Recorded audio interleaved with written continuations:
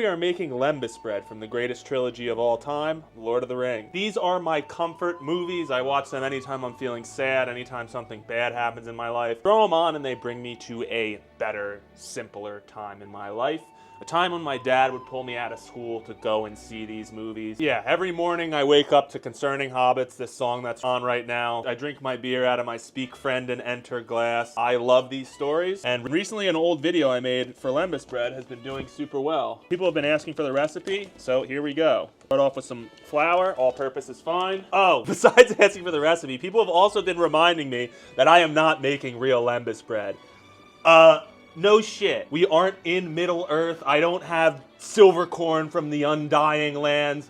I'm using bagged cornmeal. So we're gonna do our best to make the magic happen in the kitchen without ingredients from fantasy fiction.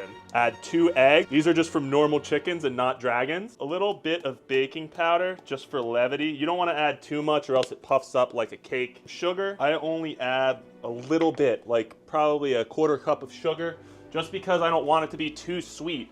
I didn't figure that they were eating desserts this entire journey.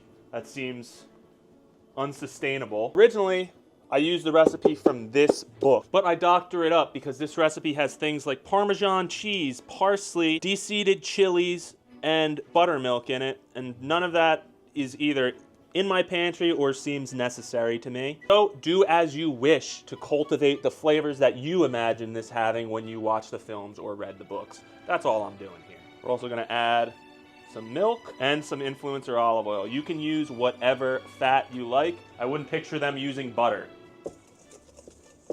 Okay, I'm going to add a little bit more milk just because I don't want this to be this solid. Now I'm going by eye here. If you use this book, Recipes from the World of Tolkien, and make the recipe exactly to their specifications, it ends up a little wet, and then you pour it into a sheet pan and cut the individual Lembas bread.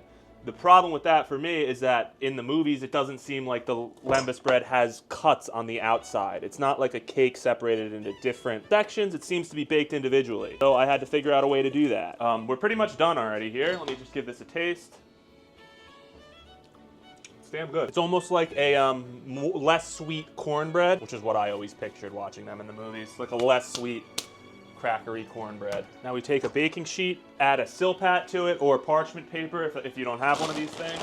Spray it with your favorite cooking oil. I'm using avocado. I'm also going to take a bench scraper, rub some of that oil on this so that that doesn't stick when I start using it. This is about the consistency I look for, by the way, just because you want to be able to spread it and make your shape without it losing its shape while being baked. Add little dollops. I'm going to do 4 just so Pip can have his fill. Little oil on my fingers, little oil on this bench scraper, flatten this out. Now here's where we start getting a little creative. We have to shape these into squares. Take your well-oiled hands and do that. Since we don't know what Lembas bread tastes like, it's very, very vaguely described. The most important thing is the texture and the shape of it, so that's what we're going to focus on for this. We only have the book's cover to judge it by. Now, we have our vaguely square shapes. We use this bench scraper, still somehow is not oiled enough, to shape our sides, bring them in.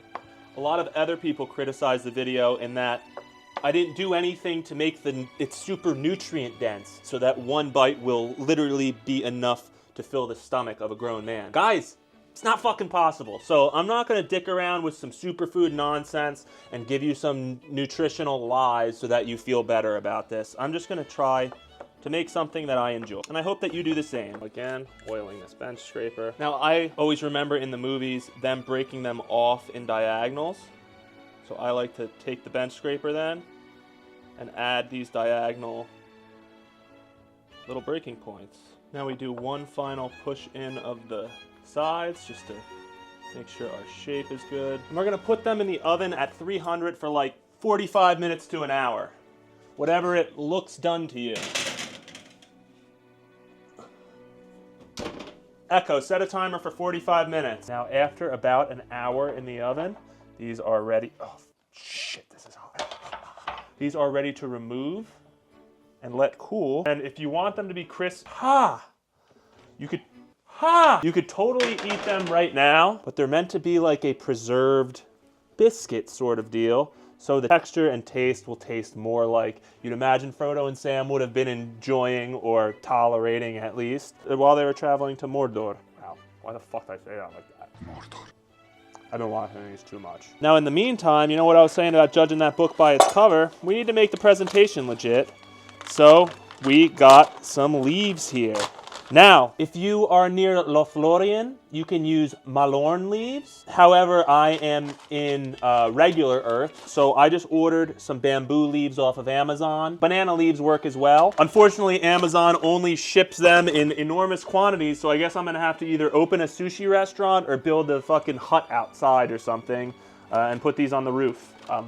I don't know what else to do with these. So I'm going to take 2 per Lembas. I'm going to dry them off the best I can. Now I'm going to take our Lembas bread, put it in the middle here, put it in the middle of 2 of these bamboo leaves. I'm going to take a little butcher twine. You're actually going to put the butcher twine underneath this. Fold over, crisscross applesauce the middle, come around back, tie it good. And just like that, you have a nice little stack of Lembas bread for your next adventure. Or extended edition marathon, whatever you're doing, this will be great for it. Now, thank you very much for watching.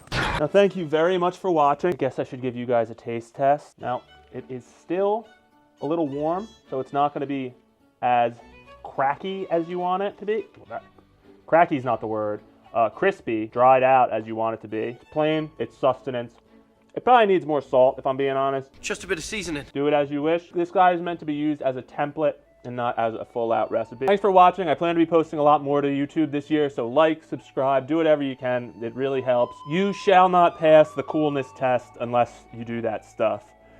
Thank you. Have a great day. I must be going now.